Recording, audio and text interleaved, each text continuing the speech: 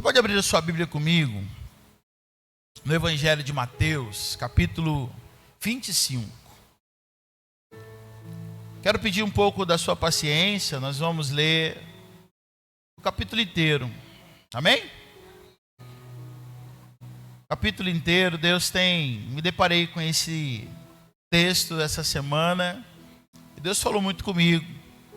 Eu gostaria muito que Ele falasse com você também. Fique de pé, em reverência à palavra do Senhor. Mateus, capítulo 25. Obrigado, Del. Valeu. Se você achou, fique de pé em reverência à palavra do Senhor. A palavra do Senhor nos diz assim: então, o reino de Deus será semelhante a 10 virgens, que tomando as suas lâmpadas, saíram ao encontro do seu noivo. 5 delas eram prudentes e 5 loucas. As loucas, tomando as suas lâmpadas, não levaram azeite consigo. Mas as prudentes levaram azeite em suas vasilhas com as suas lâmpadas. E tardando o noivo, tosquenejaram todas, adormeceram. Mas à meia-noite ouviu-se um clamor. Aí vem o noivo, saí-lhe ao encontro. Então todas aquelas virgens se levantaram, prepararam as suas lâmpadas. As loucas disseram às prudentes: dai-nos do vosso azeite, porque as nossas lâmpadas se apagaram. Mas as prudentes responderam dizendo: não seja o caso que nos falte a nós e a vós. Ide antes aos que vendem e comprai para vós. E tendo elas ido comprá-lo, chegou o noivo, e as que estavam preparadas entraram com ele para as bodas, fechando-se a porta. E depois, chegando também as outras virgens, dizendo: Senhor, Senhor, abre-nos a porta. E ele respondeu, disse: em verdade vos digo que não vos conheço. Vigiai, pois, porque não sabeis o dia nem a hora em que o Filho do Homem há de vir. Porque isso também é como um homem que, partindo para fora da terra, chamando seus servos, entregou-lhe os seus bens. E a um deu 5 talentos, a outro 2, e a outro 1. E cada um, segundo a sua capacidade, ausentou-se logo para longe. E tendo ele repartido o que recebera 5 talentos, negociou com eles e granjeou outros 5 talentos, da mesma forma que recebera 2, também outros 2. Mas o que recebera 1 foi e cavou na terra, escondeu o dinheiro do seu senhor. E muito tempo depois veio o senhor daqueles servos e ajuntou contas com eles. Então aproximou-se os que recebera 5 talentos e trouxe-lhe outros 5 talentos, dizendo: Senhor, entregaste-me 5 talentos, e eis que outros 5 talentos que ganhei com eles. E o Senhor lhe disse: bem está, servo bom e fiel. Sobre o pouco foste fiel, sobre o muito te colocarei. Entra no gozo do teu Senhor. E chegando também ao que tinha recebido 2 talentos, disse: Senhor, entregaste-me 2 talentos. Eis que com esses 2 ganhei outros 2. Disse-lhe o Senhor: bem está, bom e fiel servo. Sobre o pouco foste fiel, sobre o muito te colocarei. Entra no gozo do teu Senhor. Mas chegando também o que recebera 1 talento, disse: Senhor, eu conheci e que eu sei que o Senhor é homem duro, que ceifa onde não semeaste, ajunta onde não espalhaste, e atemorizado, escondi na terra o seu talento, onde tens o que é teu. Respondendo, porém, o seu senhor disse: mau e negligente, sabe que ceifo onde não semeio e ajunto onde não espalhei. Devias então ter dado o meu dinheiro aos banqueiros, e quando vieste, recebia o que é meu com juros. Tira-lhe, pois, o talento, e dai-o o que tenha 10 talentos. Porque a qualquer que tiver será dado, terá em abundância, mas o que ao não tiver, até o que tem lhe será tirado. Lançai, pois, o servo inútil nas trevas exteriores, ali haverá pranto e ranger de dente. E quando o Filho do Homem vier em sua glória, e todos os santos anjos com ele, então assentará no trono da sua glória, e todas as nações serão reunidas diante dele, e aparecerá uns aos outros, como o pastor que aparta dos bodes as ovelhas, e porá as ovelhas à sua direita, mas os bodes à esquerda. Então dirá o rei os que estiverem à sua direita: vinde, bendito do meu Pai, possuí, pois, herança do reino que vos tenho preparado desde a fundação do mundo. Porque tive fome e deste de comer, tive sede e deste-me de beber, era estrangeiro e hospedaste-me, estava nu, vesti-me, adoeci, visitaste-me, estive na prisão e foste ver-me. Então os justos responderam, dizendo: Senhor, quando te vimos com fome, te demos de comer, ou quando com sede, te demos de beber? E quando te vimos estrangeiro, te hospedamos, ou nu e te vestimos? E quando te vimos enfermos, ou na prisão, e fomos te visitar? E respondeu o rei e lhes disse: em verdade vos digo que quando fizestes a um desses meus pequeninos irmãos, a mim o fizeste. Então dirás também aos que estiverem à sua esquerda: apartai-vos de mim, malditos, para o fogo eterno, preparados para o diabo e seus anjos. Porque tive fome e não me deste de comer, tive sede e não me deste de beber, sendo estrangeiro não me recolheste, estava nu, não me vestiste, estando enfermo e na prisão não me visitaste. Então eles também lhes responderam, dizendo: Senhor, quando te vimos com fome ou com sede, estrangeiro ou nu, ou enfermo, ou na prisão, e não te vestimos? Então ele lhes respondendo, lhe disse: em verdade vos digo que quando a um desses meus pequeninos não fizestes a mim. Irão estes para o tormento eterno, mas o justo para a vida eterna. Feche seus olhos mais uma vez nessa manhã. Senhor, a tua palavra é tão poderosa, é tão linda, e queremos repartir ela nessa manhã.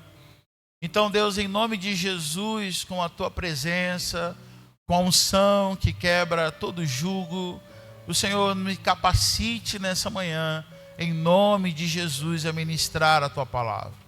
O Evangelho que é boas notícias, o Evangelho que é a novidade do céu para nós, que ele ache o propósito, alcance o nosso coração. E, ó Deus, a palavra que está sendo enviada nessa manhã, ela produza em nós o propósito para o qual ela está sendo empregada. Em nome de Jesus, livra-nos de toda preocupação, distração. Fala conosco, Espírito Santo. Que o nosso coração seja uma terra tão fértil, tão preparada, para receber a tua semente nessa manhã. Em nome do Senhor Jesus. Amém e amém. Pode se assentar, igreja do Senhor.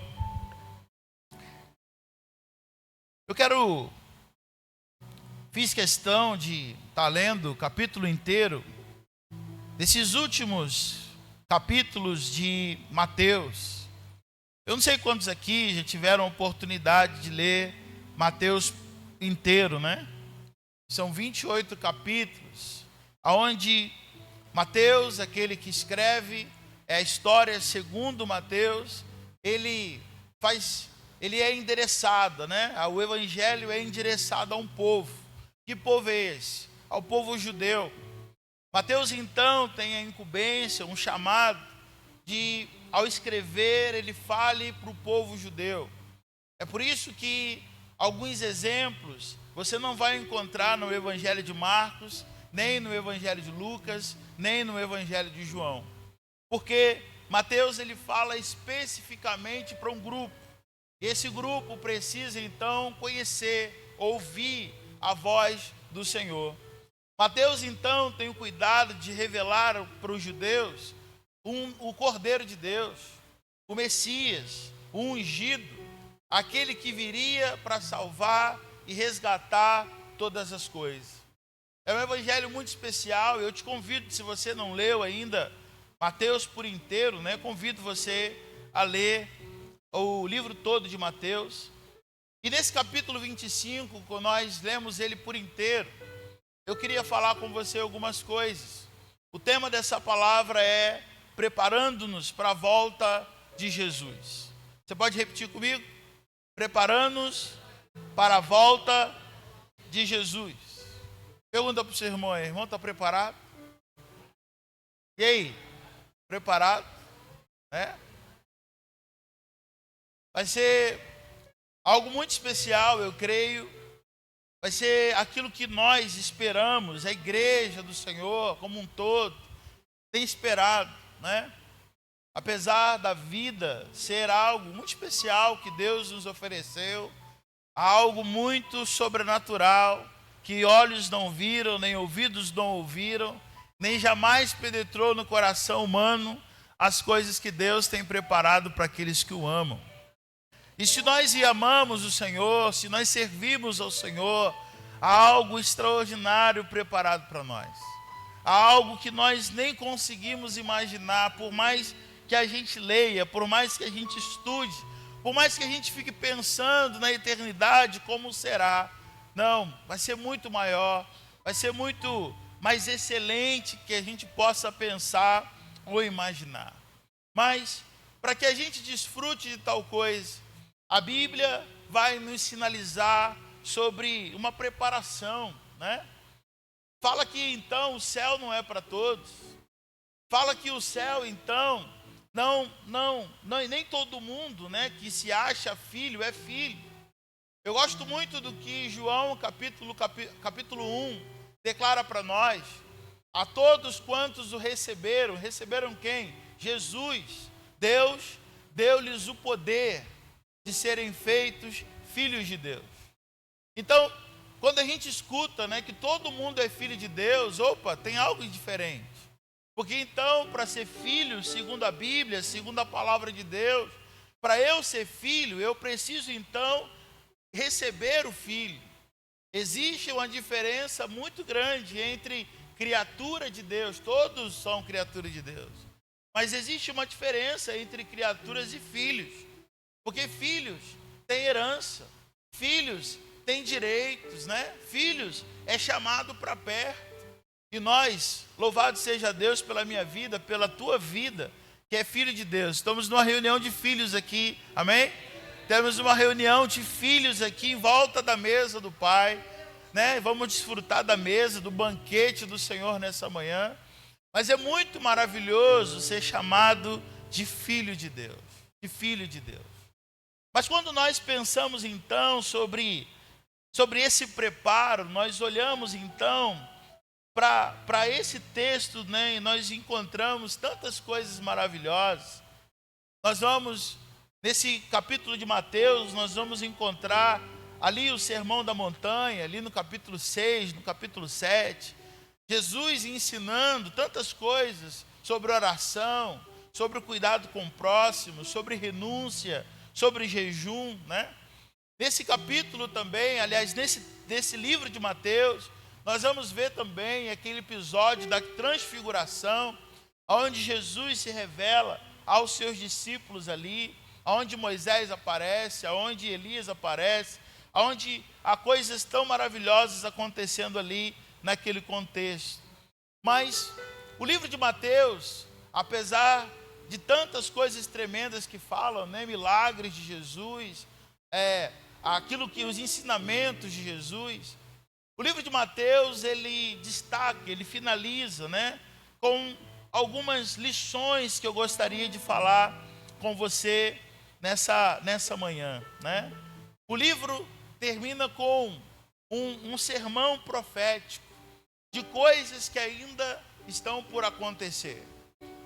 Nas últimas palavras de Jesus, no capítulo 25, 26, 27 e principalmente no capítulo 28, o Senhor fala sobre algo que está para acontecer, algo que está por vir. E talvez a gente olhe para esse texto e se pergunte, mas essas palavras elas já falaram, já aconteceram há mais de 2000 anos atrás, né? Há mais de 2000 anos atrás foi dito sobre a volta de Jesus. Há mais de 2000 anos atrás Jesus ensinou, pregou, falou, e ele diz: eu em breve voltarei. 2000 anos já se passaram, e aí, né? Quando a gente olha para a palavra de Deus, a gente vai ver no livro de Atos, quando o Espírito Santo ele é derramado sobre a igreja, a gente vê as pessoas muito desprendidas das coisas e principalmente desse mundo. A gente vê uma igreja completamente apaixonada pela palavra, pelo Senhor, e a gente vê que a doação, a Priscila estava falando no momento da oferta, nessa manhã, está falando sobre doação. A gente gasta um tempo, seja 5 minutos, 10 minutos para falar sobre oferta em cada culto. Mas quando a gente abre Atos capítulo 2, não era necessário isso. Por quê? Porque a igreja era tão desapegada das coisas desse mundo, que ela entregava aos pés dos apóstolos tudo aquilo que ela tinha. Por quê? Porque não fazia sentido para ela guardar nada para amanhã, se ela tem o olhar fixo na volta do seu Messias e na volta do seu Senhor. Não fazia sentido para essa igreja, para esse povo, juntar terreno, juntar propriedade, guardar dinheiro no banco ou debaixo do colchão, sei lá onde guardava. Não fazia sentido para esse povo nenhum guardar coisas, né? É por isso que eles depositavam com tanta intrepidez. A gente vê Ananias e Safira, que se destacam um pouco desse povo, que tem medo, que entrega ali uma parte apenas. E aí Pedro vai confrontar ele dizendo: eu não pedi nada, porque a gente doa na medida que a gente acredita. A gente está doando não porque a gente pediu, mas a gente está doando porque a gente entende que o outro precisa, que a igreja não pode ter falta de nada. E a gente vê então uma distinção, né, ali uma separação de pensamento de Ananias e Safira quando guardam parte. Não que eles estivessem fazendo algo errado, mas eles estão mentindo sobre o seu coração e sobre a sua prioridade. Mas quando a gente olha para as coisas que estão por vir, o texto começa falando sobre a parábola das 10 virgens. Esse sermão profético de Jesus, ele separa o capítulo 25 em 3 partes. E para cada parte tem um ensinamento, para cada parte tem um alerta para nós como igreja no dia de hoje. Primeira parte, Jesus vai falar sobre as virgens que estão ali esperando o seu noivo, né? Está falando ali sobre um grupo de meninas, né? Que estão ali esperando pelo noivo, se preparando, talvez com uma melhor roupa, talvez com o melhor perfume, não é isso? Eu me lembro o dia do meu casamento, que foi um dia, né, daqueles, correria, supermercado, salão, corre para cá, corre para lá. No meu casamento tinha para mais de 400 pessoas, né? Não tinha dinheiro para isso não, irmão, mas foi doação de um, doação de outro, apareceu não sei o quê, uma igreja grande, né? Então, aquela confusão. Eu corri o dia inteiro. E a Priscila estava se preparando para encontrar com o gato dela, né? Estava se preparando ali, se adornando, tendo o dia da noiva, né? Fazendo a unha, se maquiando, fazendo o cabelo, se perfumando. Por quê? Porque à noite ela ia encontrar com o seu noivo. E quando eu penso sobre isso, eu fico pensando sobre o que Jesus está falando para nós aqui. Sobre uma noiva que se prepara, sobre uma noiva que está pronta para a volta, né? Sobre uma noiva que está com os olhos e com a expectativa no coração sobre a volta do seu noivo. E para essa noiva não há nada mais o que fazer a não ser esperar pelo seu noivo. Ela está ali com uma expectativa, dizendo: meu noivo vai chegar. A qualquer momento, meu noivo vai chegar. Eu quero te alertar, irmãos, que de fato, a qualquer momento, o noivo está por vir. A Priscila leu um texto sobre João, que João diz assim: o machado já está posto, né? Ali na beira da árvore para ser cortado. Ou seja, o que João está dizendo é: se preparem, porque ele vai vir. O que Jesus está alertando para cada um de nós nessa manhã é: se preparem, porque eu estou por vir. E quando nós nos deparamos com a palavra de Deus, quando os discípulos, um certo momento, os discípulos vão dizer: Jesus, diga-nos quando é que o Senhor vai voltar então. Diga-nos qual vai ser o dia, diga-nos a hora, para a gente se preparar então ainda melhor. Jesus diz: não, só o meu Pai que sabe. Mas ficai atento aos sinais. Diga comigo: ficai atento aos sinais. Jesus, que sinais são esses? Olha, quando estiver prestes para acontecer, vocês vão ver muitas guerras e rumores de guerras. O amor de muitos se esfriariam. Vocês vão ver, ouvindo, né? Vocês vão ver filho matando pai, pai matando filho, né? Vocês vão ver algumas coisas absurdas. Tem um texto que fala, não sei, eu não lembro qual que é, se é Mateus ou se é Marcos, que fala sobre que um dos sinais também seria epidemias. Eu falei: meu Deus, que é isso? Jesus então está narrando para a gente o jornal de hoje. Jesus está falando não sobre algo de amanhã que vai acontecer. Talvez para os discípulos naquele momento, Jesus estava vendo o hoje. Talvez Jesus estava falando não de algo para aqueles dias, para aquele século, para aquela década.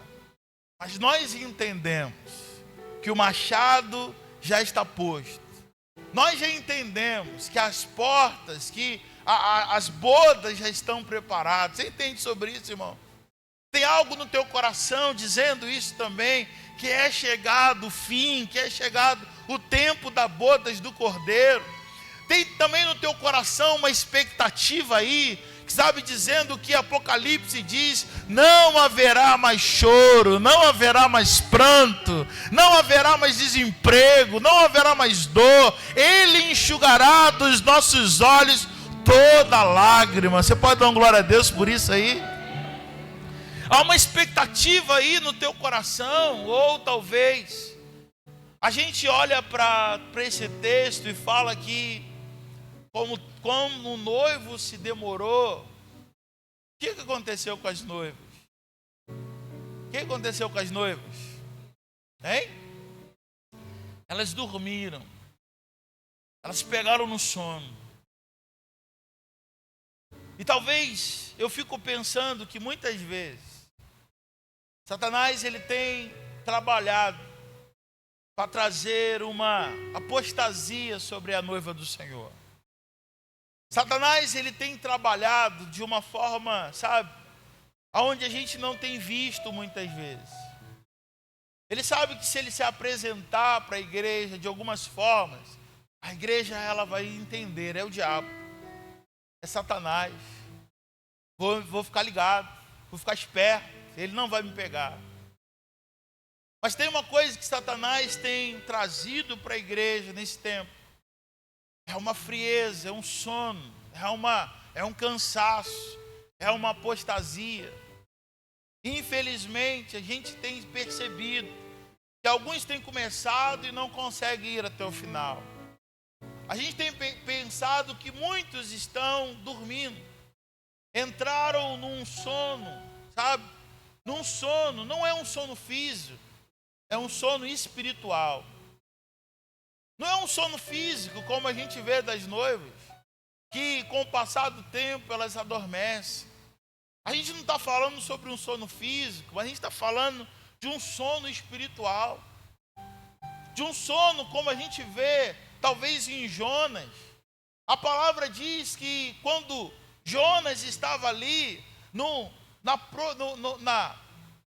interior do barco, tem uma tempestade terrível acontecendo do lado de fora. Tem uma tempestade terrível, está todo mundo dizendo, vamos morrer, vamos morrer. O que a gente pode livrar do barco agora para tirar um pouco de peso, porque todo mundo vai morrer. E a palavra de Deus diz que Jonas estava no porão do navio, dormindo, um sono profundo. A Bíblia fala sobre um sono profundo que veio sobre Jonas. Entenda que esse sono não era apenas um sono físico, mas um sono de quem está fora do propósito de Deus. Entenda que esse sono não é um sono que vem pelo cansaço. Porque uma pessoa, ainda que ela esteja cansada, quando ela vê ao seu redor que algo diferente está acontecendo, ela desperta. Mas o sono desses últimos tempos não tem permitido que a igreja, que o povo de Deus, não tem permitido que a gente, mesmo vendo todos os sinais que estão escancarados diante de nós, a gente desperte. Ainda que a gente leia a palavra aqui e aconteça ali fora, às vezes o coração adormecido, às vezes a falta de expectativa tem levado a gente a adormecer. E a palavra de Deus diz que à meia-noite ouviu-se um grito. Que grito foi esse? Lá vem o noivo vem. E aquele desespero, acorda daqui, se prepara, ajeita a roupa e vai na lamparina e se depara que a lamparina que era tão essencial para esse encontro, algumas delas a lamparina está vazia. Algumas delas a lamparina não consegue ir muito longe. Elas dizem para as que são prudentes, dá um pouco desse azeite. E elas dizem, não podemos. Isso é uma coisa tão pessoal, era tão individual, que se eu emprestar para você, vai faltar para mim também. Vê se dá tempo de comprar. Dá uma ida na venda, no mercado. E elas saíram desesperadas, só que quando elas saem, há um desencontro, porque o noivo chegou. Sabe o que Deus tem falado conosco quando eu estava lendo Mateus capítulo 25? Nessa primeira parte, Jesus estava dizendo que a minha noiva, que o meu povo esteja preparado para a minha chegada. Que o meu povo esteja atento para quando se ouvir, para quando a trombeta for tocada. Não, quando a trombeta for tocada, não há tempo de correr, não há tempo de correr no mercado e pegar azeite, não há tempo de buscar, não há tempo de arrependimento, porque quando acontecer, aconteceu. E o que Deus ministra no meu coração a te dizer nessa manhã é sobre eu e você estarmos preparados para esse dia que ninguém sabe a hora, que ninguém sabe a data, porém a gente precisa entender algo muito especial. O Senhor está por vir, amém, irmãos? Você crê mesmo nisso? Eu falo com a Priscila. Priscila, é maravilhoso ter filho, né? É maravilhoso ter filho. Só que a gente não vigiou muito não, né? Esse tempo, colocar 3 filhos no mundo, Priscila. Você não vigiou muito não. Nosso amor, ele foi, né, maior do que a prudência. Por que eu digo isso? Não, eu amo meus filhos, irmão. Porém, é chegado um tempo muito difícil. É chegado um tempo, um período muito difícil. Quando a gente olha e a gente percebe que nos dias de hoje é difícil para caminhar, é difícil ser constante, é difícil. A palavra de Deus diz que a cada dia que passa, a iniquidade aumenta. A cada dia que passa, as trevas ganham mais espaço. A cada dia que passa, o coração se esfria mais um pouco. Para cada dia que passa, então, é cada vez mais difícil ser crente na presença de Deus. Se a lamparina não estiver cheia, se eu e você não estivermos cheios do Espírito Santo, é difícil permanecer na expectativa da chegada do noivo, irmãos. Se o nosso coração, de urgentemente, não pedir ao Senhor: Senhor, enche-me até transbordar.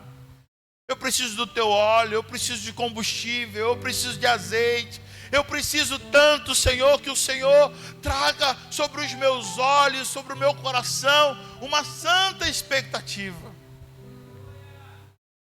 A gente vai se tornar como no tempo de Noé. A palavra de Deus diz que Deus deu uma direção para Noé. E Noé está ali construindo uma arca enorme.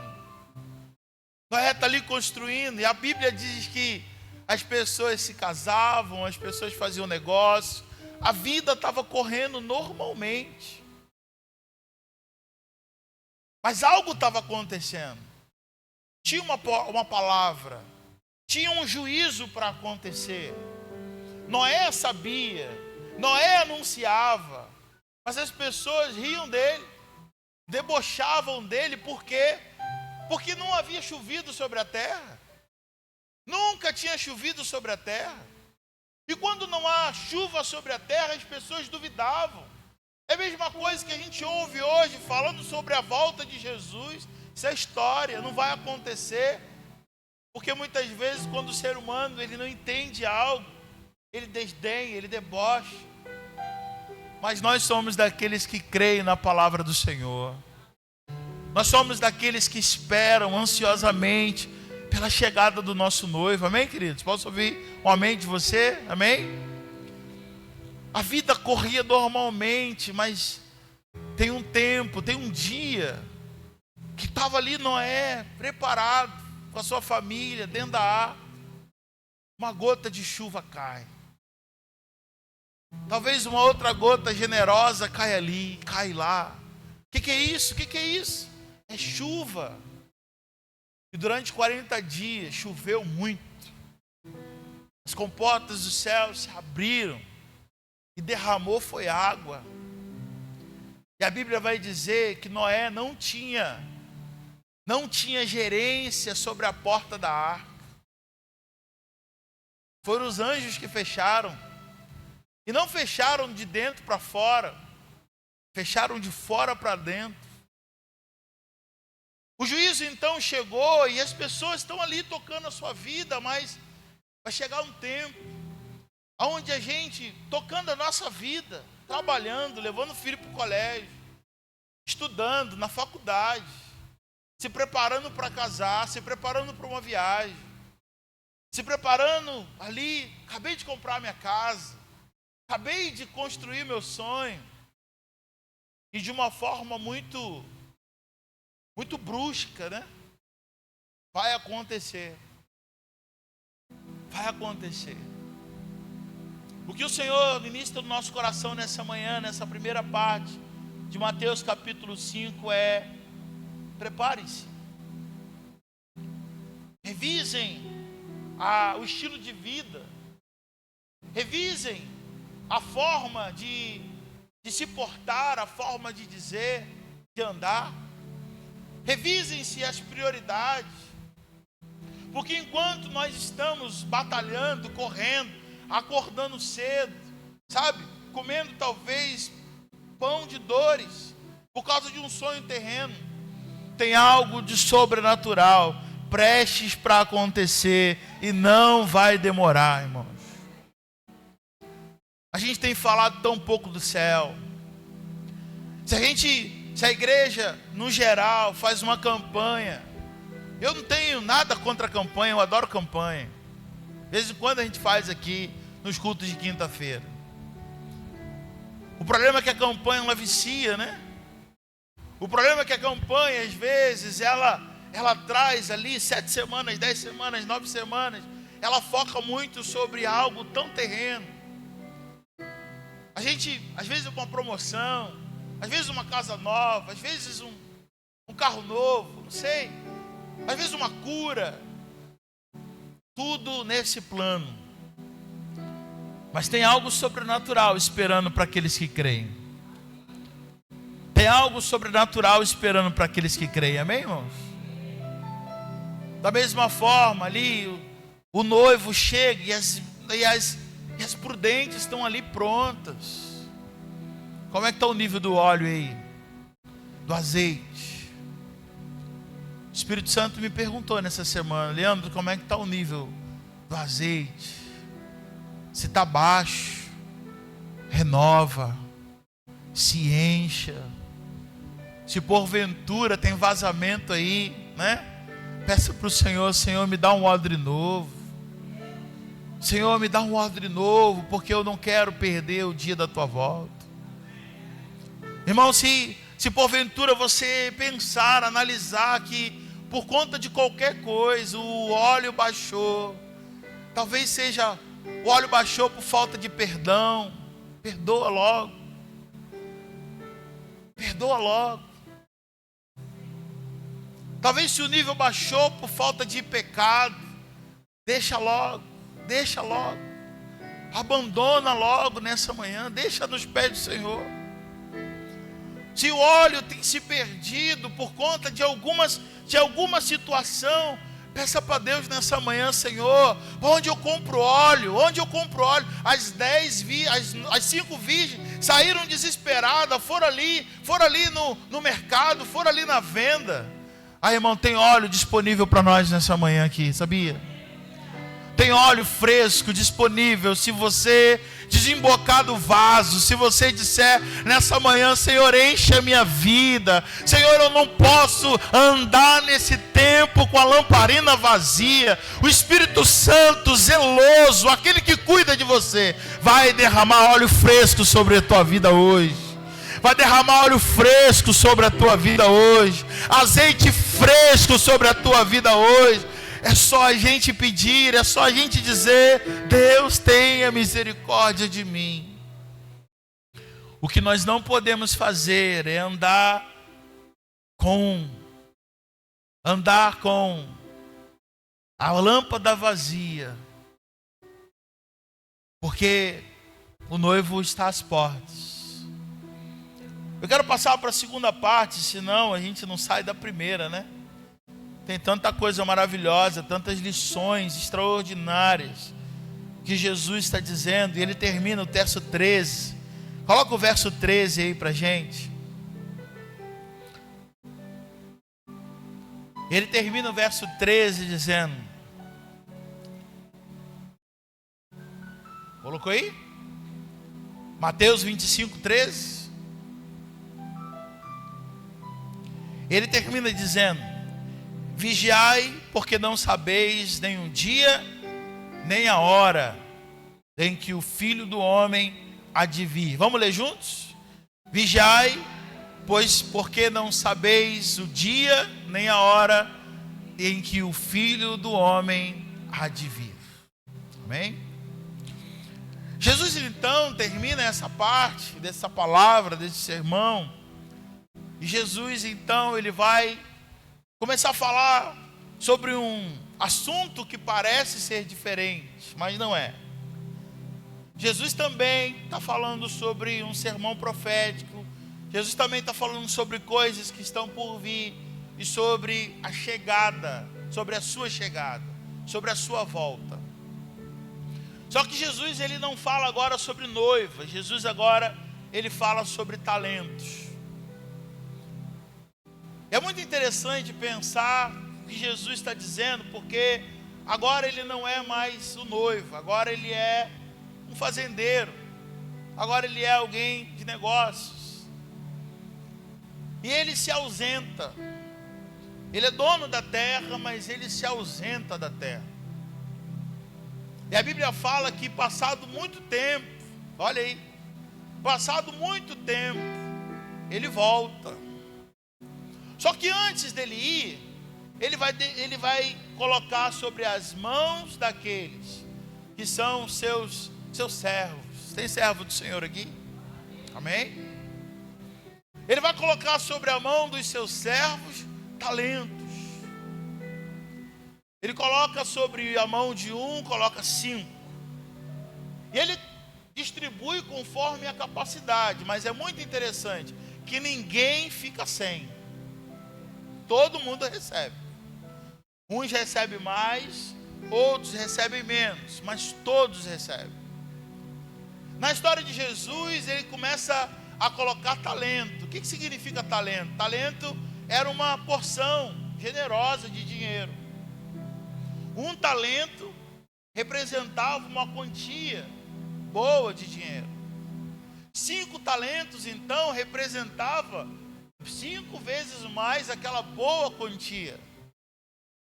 E colocava sobre a mão dos seus servos e dizendo: cuida para mim. Eu vou me ausentar. Cuida para mim. Multiplica para mim. Né? É muito maravilhoso pensar que um dia nós estávamos mortos em nossos delitos e pecados, irmãos.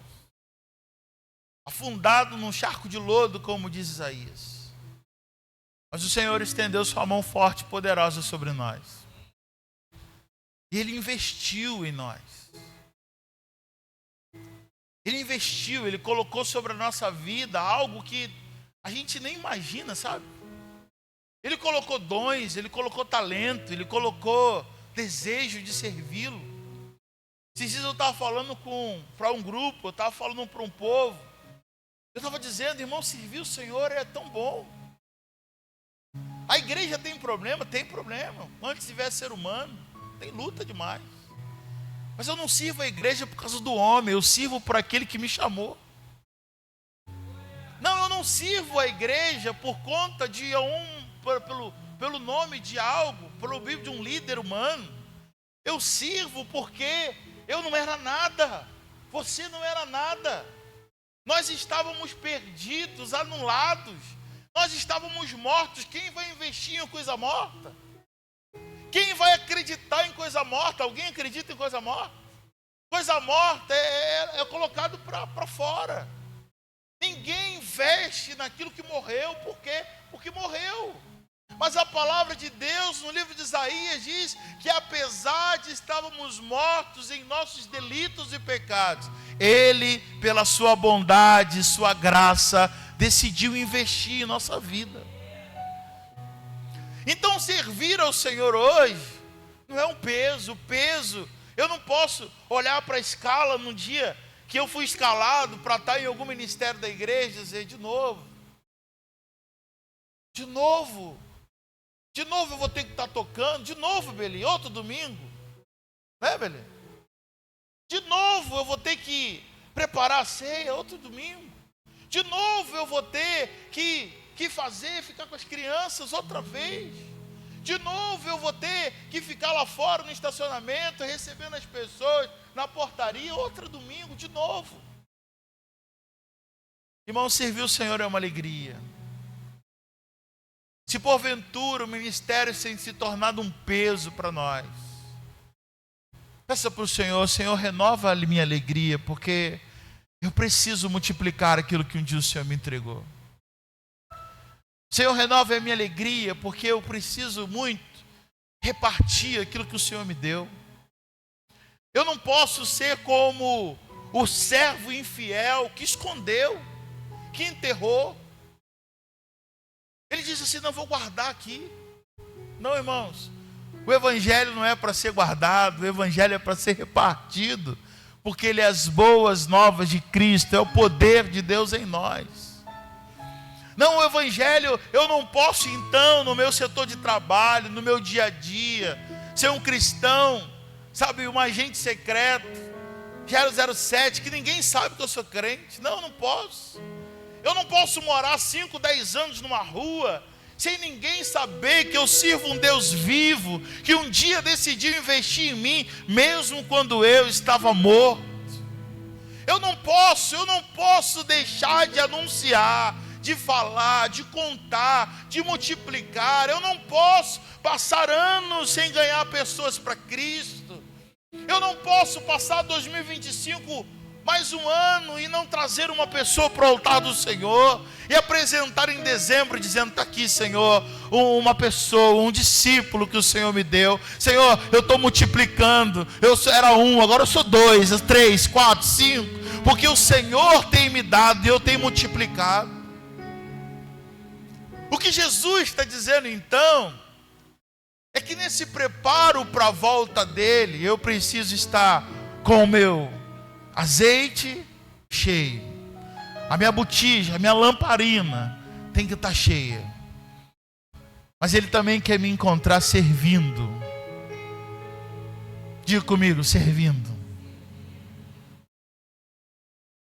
Porque ele me confiou, ele me colocou algo nas minhas mãos. Eu não vou poder dizer: Senhor, mas eu não tenho nada. Ele falou: como não? Como não, Leandro? Senhor, eu não tenho nenhum dom. Como não, Leandro? Senhor, eu passei, eu estou aqui, mas eu não multipliquei porque eu era tímido. Eu coloquei aqui debaixo da terra, mas está aqui, ó, bonitinho, do jeito que o Senhor me entregou. Na parábola de Jesus que ele está contando, ele vai dizer: servo mau, infiel, você não merece entrar naquilo que eu preparei para você. Você não vai desfrutar daquilo que eu tenho dado a você, não. E na parábola de Jesus é tão severo, é tão forte o que Jesus está dizendo, que ele está terminando dizendo: lançai, servo inútil. Meu irmão, alguém aqui já foi chamado de inútil? Não precisa levantar a mão, não. Talvez seja o maior palavrão que talvez alguém já te disse. Seja a mãe, o pai na hora da raiva, seja o patrão, seja alguém. Se lançar uma palavra dessa, acabou com a gente, acabou a nossa autoestima, não é isso? Acabou. Chamar você, chamar a mim de inútil. Na palavra de Jesus, ele está dizendo, olha o que Jesus está dizendo no verso 30. Verso 30, coloca para a gente, por favor, Vanessa. O verso 30 diz assim: lançai-o, pois, o servo inútil nas trevas, no inferno. Ali haverá pranto e ranger de dentes. É muito bom a gente pensar nesse Deus misericordioso. Só que a misericórdia, irmãos, a gente declara que ela é sem fim, que ela se renova todas as manhãs. Vai ter um dia que ela cessa. Vai ter um dia no juízo. Não é o pai, é o juiz. E a palavra de Mateus é muito forte, porque a gente vê que esse servo, ele é colocado nas trevas, ele é lançado porque ele se tornou inútil no reino. Ele se tornou alguém que não colabora, ele se tornou alguém que não avança. Ele escondeu aquilo que recebeu. Então, se ele escondeu aquilo que recebeu, ele é inútil. Queria que você olhasse para as suas mãos nessa manhã.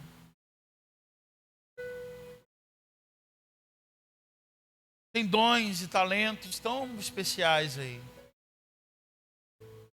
Um dia o Senhor acreditou sobre a sua vida, Ele te formou no ventre da tua mãe. E todas as experiências de vida que você trouxe até aqui, ela teve um propósito. Qual, pastor? Servir. As suas mãos, você não é inútil. Deus não fez você sem propósito. Deus não construiu, não fez a sua vida em vão. Se alguma boca já chamou você de inútil, se alguém disse que você não serve, é mentira do inferno. A verdade que liberta é que Cristo depositou algo muito especial aí na sua vida. A verdade, conhecereis a verdade, ela vos libertará. A verdade do Senhor sobre a nossa vida tem tesouro do céu aí, irmãos. Tem tesouro do céu aí, tem missão do céu aí. Tem multiplicação, tem poder de multiplicação do céu sobre a tua vida em nome de Jesus. Para uns ele derramou 5, para uns ele derramou 2, para um ele derramou 1, mas ninguém fica sem. Ninguém fica sem. Você pode dizer obrigado aí, eu vi um obrigado aí, né? Você pode dizer obrigado ao Senhor aí, você pode agradecer ao Senhor por isso. Porque tem tesouros muito maravilhosos aí, irmãos. Especiais demais. Primeira parte então é lamparina cheia. Diga comigo, lamparina cheia. Lamparina cheia entra então? Entra? Entra. Segunda parte que Jesus está falando aqui é sobre servir. Uma vida de serviço entra? Sim ou não? Entra. Jesus ele finaliza falando algo sobre o juízo mesmo. Na segunda parte, Jesus fala que esse senhor, ele volta, ele presta conta, né? E aí, Silvia? Vamos prestar conta? Né? E aí, Marcos? Vamos prestar conta? E aí, Zé? Vamos prestar conta? Está aqui, Senhor. O Senhor me entregou, eu estou te devolvendo. E olha, eu estou te devolvendo mais que o Senhor me entregou. Nem menos, nem igual. Eu multipliquei. Aí o Senhor vai ouvir assim de você: servo bom, fiel. Pode entrar. Pode entrar naquilo que eu tenho preparado para vós. Mas a última parte do capítulo 25 termina Jesus falando sobre o juízo. O verso 31, coloca o verso 31 para a gente aí.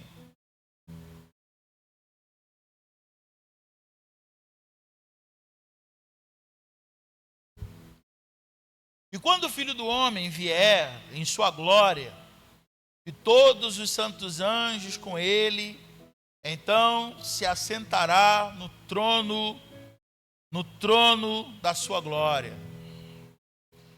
Todas as nações serão reunidas diante dele, e apartará uns dos outros, como o pastor aparta dos bodes as ovelhas. Porá as ovelhas à sua direita, mas o bode à sua esquerda. Misericórdia.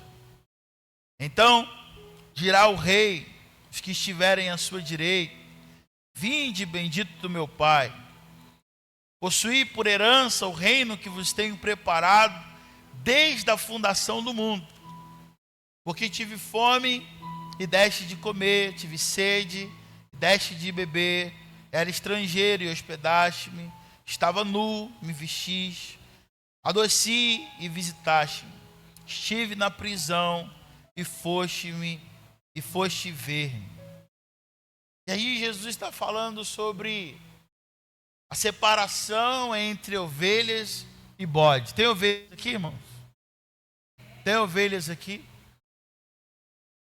Ovelhas de coração ensinável. Ovelhas que ouvem a voz do seu pastor. Ovelhas que reconhecem quando é ladrão, quando é estranho. Mas ovelha que tem um coração quebrantado, que segue o pastor, né? A diferença da ovelha para o bode é que o bode não é ensinável. Jesus está dizendo que aqui nesse juízo tem uma separação entre ovelhas e bodes. As ovelhas falam dos justos, falam daqueles que ouviram a voz do seu pastor e o seguiram, e sujeitaram ao seu cajado, e sujeitaram a sua voz. Mas há uma separação também entre os bodes. Pastor, que é isso?